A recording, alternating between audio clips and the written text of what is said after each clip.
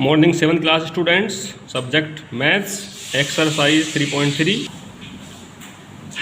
Exercise 3.3 में question number first जो है उसमें क्या है कि हमें एक बार ग्राफ यहाँ पे गिवन है और बार ग्राफ को देख करके उसको स्टडी करके हमें पूछे गए क्वेश्चन के आंसर देने हैं। तो देखिए जो बार ग्राफ है वहाँ पे क्या है कि इसमें डिफरेंट जो हमारे पैट एनिमल्स हैं उनके बारे में यहाँ पे ग्राफ दिया गया है। तो देखिए बार ग्राफ को अगर देखा जाए, यहाँ पर जो हमारा हॉरिजॉन्टल लाइन है उस पर डिफरेंट जो हमारे पेट एनिमल्स हैं उनका यहाँ पे जो है नेम लिया गया है। डॉग्स, कैट्स, रैबिट्स हैं और ये हमारे जो हैं हैमस्टर्स हैं, अदर्स हैं।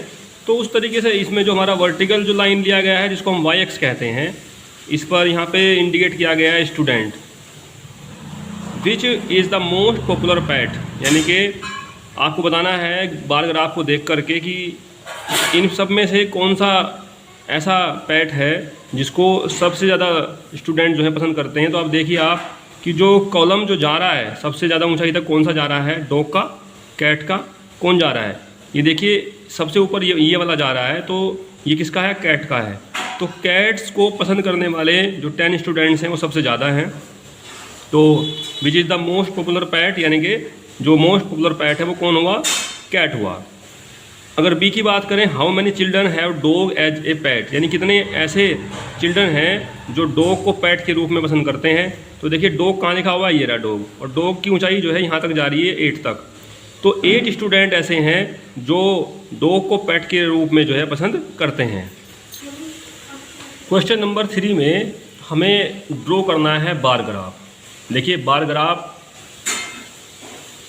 गिवन इन्फॉर्मेशन के अकॉर्डिंग हमें बनाना है। यहाँ पे क्लास दी गई हैं 5th, 6th, 7th, 8th, 9th और 10th। नंबर ऑफ चिल्ड्रन है 5th में हमारे 135 चिल्ड्रन हैं, 6th में हमारे 120, 7th में 95, 8th में 100, 9th में 90 एंड जो क्लास 10th है उसमें 80 हमारे जो है चिल्ड्रन हैं।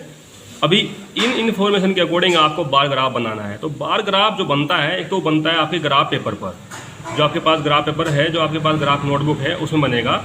उसमें क्या करते हैं कि हमारे पास जो है इस तरह से लेटी हुई जो लाइन होती हैं इस तरीके से उनको बोलते हैं हॉरिजॉन्टल लाइंस, और जो इस तरीके से खड़ी हुई होती हैं इस तरीके से उसको बोलते हैं वर्टिकल। हॉरिजॉन्टल लाइन को इस तरह से अगर हम यहाँ पे एक्स इंडिकेट कर देते तो ये एक्स अक्ष बनता है, और वर्टिकल वाले को हम बोलते हैं वाई अक्ष। ओके, एक्स अक्ष पर हमेशा वो चीज़ ली जाती है जो क्या हो, बिल्कुल इंडिपेंडेंट हो, और वाई पर ली जाती है जो डिपेंड हो दूसरे पर। अभी क्या है कि सबसे पहले तो हमें क्या करना होगा, स्केल लेना होता है। आप ये सोचिए कि आप इन सभी डाटा को जो यहाँ पे डाटा दे रखे हैं 135, 120 वगैरह वगैरह, इन सब को आप कैसे जो है यहाँ पर ग्राफ में लेंगे। तो इसमें स्केल जो ईजी रहेगा आपके लिए वो यही रहेगा कि आप 1 सेंटीमीटर को 10 चिल्ड्रन लेट कर लें। तो 135 जब चिल्ड्रन आपको शो करने होंगे ग्राफ पर तो कैसे करेंगे, अगर आपको 135 करने हैं तो आपको 130 कंप्लीट लेने होंगे और उसके बाद 5, यानी कि आपने क्या किया है 1 सेंटीमीटर जो उसमें एक बॉक्स होता है वो 1 सेंटीमीटर का होता है। तो यहाँ पर जो है तो यहाँ पर आपने स्केल में 1 सेंटीमीटर को 10 चिल्ड्रन के इक्वल लेट किया है, ये किया है ऊपर। अब इसके अकॉर्डिंग अगर देखें यहाँ पर, अगर आपको 10 चिल्ड्रन शो करने हैं तो 1 सेंटीमीटर पर 10 लिखेंगे।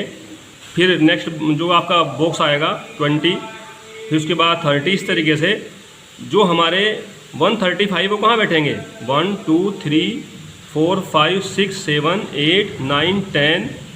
10 पे आके हमारे 100 हो गए, 11 पे 110 हो गए, 12 पे 120 हो गए, और 30 पे जाकर 130 हो गए। तो 130 स्टूडेंट जो हमारे चिल्ड्रन हैं वो कहाँ तक आ जाएंगे, 13 सेंटीमीटर पर, यानी कि 13वां बॉक्स हमारा कवर हो जाएगा। अब आगे 5 स्टूडेंट और लेने हैं। तो अब जो 130 और 140 के बीच में जो बॉक्स बने होते हैं उनके जस्ट हाफ लेने हैं, बीचम बीच लेना है आपको बिल्कुल, तो वो 135 बनेगा। ऐसे ही जो क्लास 6 है, 6 का जो डाटा दे रखा है वो 120 दे रखा है। ये देखिए 6 क्लास की है 120। तो 120 का मतलब क्या हुआ, आपको 12 बॉक्स कवर करने पड़ेंगे, यानी कि 12 सेंटीमीटर आपको चलना पड़ेगा। आप पहुँचेंगे कहाँ तक, 1 2 3 4 5 6 7 8 9 10 11 12, यहाँ तक जाएंगे। ये देखो ये चले गए यहाँ पर। तो इस तरीके से यहाँ पर जो इन्फॉर्मेशन दे रखी है ये वाली, इसके अकॉर्डिंग हम ऐसे जो है वर्टिकली कॉलम रेडी कर लेंगे। वर्टिकली कॉलम रेडी करने के बाद जो क्वेश्चन पूछे गए हैं उनके आंसर देंगे। जो फर्स्ट पार्ट है उसमें कहा गया है कि how would you choose a scale.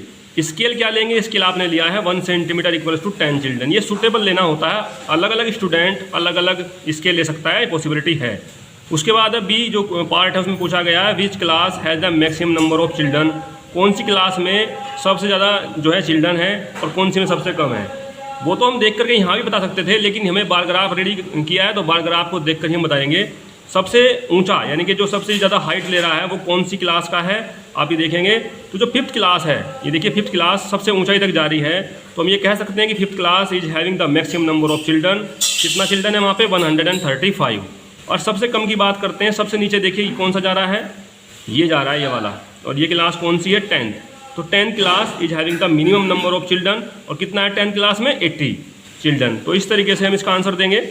अब सेकंड पार्ट जो है उसमें ये कहा गया है find the ratio of students of class 6 to the students of class 8। यानी कि आपको रेशो निकालना है कि क्लास 6 में कितने स्टूडेंट हैं और क्लास 8 में कितने स्टूडेंट हैं।